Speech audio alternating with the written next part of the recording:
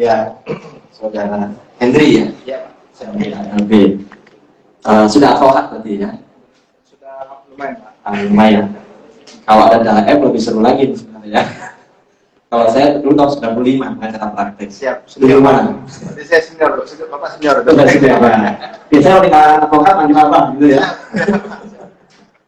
Tapi kan cuma sebentar dulu, cuma 3 tahun aja. Kalau DAM yang lama, 14 tahun kalau nggak salah beliau ya. Dan kita mohon Pak Hendri nanti pada saat jadi notaris, tolong bantu juga teman-teman ya. Karena banyak dibutuhkan oleh teman-teman, pengalaman-pengalaman kita sebagai pengacara praktek, advokat itu dibutuhkan di sini. Karena terkait hukum acara tadi, ya. Kita tidak bisa naif ya. Ada banyak kejadian bahwa tanda tangan itu dilakukan dengan cara tidak di hadapan. Ya. Ini kita bahasa kerennya itu bagaimana pandai bersilat hukum. Bahwa ada ceritanya ya, bersilat hukum. Kenapa? Karena manuver terus kemudian pertanyaan jawaban itu harus bisa di ini ya, bisa di apa ya? Bukan tapi kita ngeles ya kalau bahasa orang salah gitu ya. Orang nggak pernah akan yang mau disalahkan. Nah, kemudian menjadi masalah hukum akibatnya, ya. Nah, apakah NKNW, apakah majelis pengawas, notaris itu punya 4 tanggung jawab loh ya, Bapak Ibu ya. Ini yang mesti kita perhatikan. Tanggung jawab perdata, tanggung jawab pidana, tanggung jawab administratif, dan tanggung jawab etik ceritanya. Etik itu nanti pelanggaran kode etik Perkumpulan Akuntansi Indonesia, ya ada di hasil putusan KLP di Banten waktu itu ya. Nah, Dewan Kehormatan ini punya kewenangan law enforcement-nya. Ini sedikit ininya. Kalau ada salah di etik, kita laporkan aja ke Dewan Kehormatan daerah, gitu. Tapi ada juga etik dan prosedur yang dijalankan sesuai dengan UJN. Nah, itu yang di Undang-Undang 30 2004, contoh Undang-Undang 2 2014. Itu kan, itu tanggung jawab administratif. Karena Pak Wahab yang akan memutuskan, diberikan sanksi teguran atau tulis sampai pemberhentian dari tidak hormat, SK-nya dicabut tuh. Ya, kalau ada pelanggaran-pelanggaran. Itu dua-duanya itu perilaku juga ada di situ. Dan profesionalitas perilaku itu nanti bagaimana notaris ternyata tidak benar prinsip kehati-hatian. Itu harus dilaporkan masyarakat ke majelis pengawas, ya, di sidang MPD, kemudian direkomendasikan ke MPW bersidang, dia putus. Apa sanksinya? Gitu tanya kan. Nah, kemudian ada tanggung jawab perdata tadi. Ini yang kalau teman-teman lawyer pasti bisa bedakan. Turut tergugat dan tergugat itu beda kan? Yang kita kan. Ya, kalau tergugat dia tanggung gugat.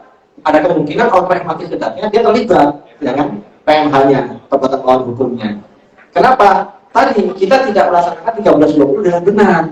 Benar pasal 1 sampai dengan selesai itu isinya adalah kewenangan para pihak. Tapi kalau konstruksinya salah, bisa digugat kita, gitu, ya kan?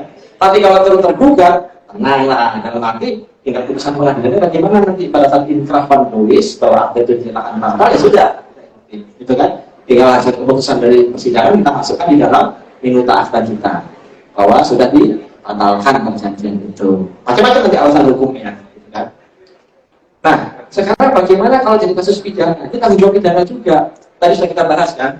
Setiap warga negara, bahkan warga negara asing yang ada di jurisdiksi hukum Indonesia bertanggung jawab terhadap tindakannya, apalagi kalau tindakan yang menyangkut delik hukum. Tadi saya munculkan tadi ya, delik hukum itu apa aja?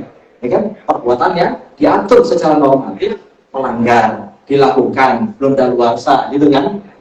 Ternyata notaris terlibat di dalamnya. Apa? Pasal 556 misalnya. Atau bahkan dia sebagai leader, ya bisa juga itu bisa banyak kejadian, banyak sekali kejadian. Ya, jadi dia memang justru otaknya misalnya. Wah, bahaya itu. Nah, kita akan bicara namanya mens rea. Ya, kita uji di mens rea.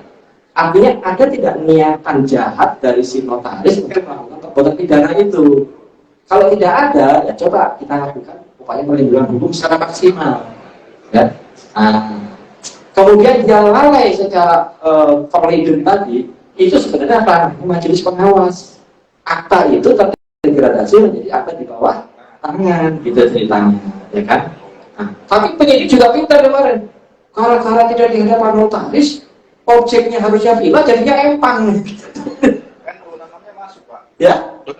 Nah, 266-nya tadi, gitu loh. Karena dia tidak peroleh, maka dikatakan terjadi 266. Notaris tidak memberikan benar. Ya. Ke hadapan ternyata tidak. Gitu. Ya, oh iya, tadi itu sering disampaikan ke sana juga bahwa notaris hari ini di hadapan saya atau menghadap saya, gitu kan? Ternyata tidak menghadap. Itu yang dikatakan ada pasal 266-nya. Sering ke sana juga, betul, ya, betul. Tetapi ingat, ya, ada teori-teori hukum pidana nanti, gitu loh. Apakah Refrea dia masuk ke situ atau tidak? Nah, ini perlu perjuangan. Memang effort, udah sampai apes kata. Udah akte nggak dibuat di hadapan kita, ya terjadi masalah hukum, wah itu nggak bisa mati, setengah mati udah, ya harus berjuang mati-matian. Masih penting ada minuta yang diakui tanda tangannya. Kejadian saya cerita tadi, minutanya nggak ada, tanda tangannya nggak ada, doang salinannya. Nah, udah deh. Ampun kalau kayak begitu, ya kejadian kira-kira ini. Boleh nih kalau mau diskusi ya, jadi Pak Wahab akan menambahkan dari sisi majelis pengawas. Halo Pak. Ya, makasih Pak Nurdin. Pak siapa tadi? Hendri Pak. Kayaknya pernah ketemu ya? Benar Pak. Lantai 14. Lantai 7. Ya Pak ya kan? Bayar Pak. Lupa saya kira. Dulu TPA kalau nggak salah. Jadi gini, memang saya kebetulan di Majelis Pengawas Notaris Jawa Barat, Pak ya. Banyak pengaduan-pengaduan ke Majelis Pengawas Jawa Barat yang sampai ke majelis ya, tentang aduan-aduan dari masyarakat. Kalau sekarang dengan Permenkumham yang baru, pengaduan itu tidak saja dilakukan oleh para pihak yang merasa dirugikan, tetapi para majelis di MPD pun bisa mengajukan pelaporan ya ke MPD, gitu kan. Nah, memang terkadang kalau MPD-nya notaris, masa jeruk laporin jeruk, gitu kan. Tapi memang penyakit seperti ini, Pak, yang tidak dibuat di hadapan notaris, gitu kan. Walaupun para pihak tanda tangannya oke, diakui dan lain sebagainya. Nah, itu kan tingkat berat ringannya kesalahan itu kan kita berdasarkan aduan itu. Kita kadang pertanyakan ke pengadu, maunya apa sih Bu? Dan itu kita ada metode di majelis pengawas itu, para pihak itu dipanggil baik notarisnya maupun pelapor. Gitu. Tuntutan pelapor itu apa sih? Itu kan dengan dibuatkan akta tersebut yang menimbulkan mereka merasa kerugian, gitu kan. Tetapi kalau memang para pihak bisa membuktikan bahwa notaris itu tidak ada notaris yang misalnya berupa foto dan lain sebagainya. Ini banyak kok kejadian di Kota Bekasi, dan banyak juga orang ingkar janji. Sebenarnya di depan notaris itu dia bilangnya bahwa itu adalah perjanjian jual beli, padahal di belakangnya itu adalah utang piutang. Ini yang kita bantu ya. Dari sisi MPW maupun MKNW, sebenarnya yang benar ini siapa, yang salah ini siapa? Nah, kembali kepada majelis pengawas dalam kaitannya dengan pemeriksaan terhadap notaris ini, memang ada dua, Pak. Ada yang bersifat kuratif dan ada juga bersifat bukan refleksif kalau nggak salah ya, sifatnya itu. Kuratif itu artinya selagi notaris ini masih bisa dibenahi, diperbaiki, itu kita diarahkan. Tapi kalau sifatnya udah bersifat berulang-ulang melakukan kesalahan, di Bandung ada Pak, saya sebutkan wilayahnya aja ya. Dia banyak dititipkan pekerjaan dari perbankan. Dia diminta untuk merubah PT-nya biar disesuaikan. Kemudian membeli aset, kemudian dan lain bla bla bla. Itu miliaran Pak PT tersebut kerugian. Akhirnya dia dilaporkan. Ternyata notaris ini ambil berkasnya, ambil uangnya, kerjaannya nggak dikerjakan. Notarisnya banyak juga, maaf, yang brengsek. Cuma dari 2.600 notaris di Jawa Barat itu yang brengseknya, maaf, brengsek karena saya bilang ya, itu nggak banyak. Artinya lebih banyak Persentase sih ke arah sana nggak ada ya. Cuma sedikit lah notaris-notaris seperti itu. Nah, tetapi kalau udah berbuat seperti itu, dia akan berhadapan dengan perbuatan pidana maupun perdata. Tadi dikatakan Pak Dodi, memang perbuatan pengaduan terhadap majelis pengawas itu menjadi pintu masuk untuk pidana, karena dijadikan bukti, Pak.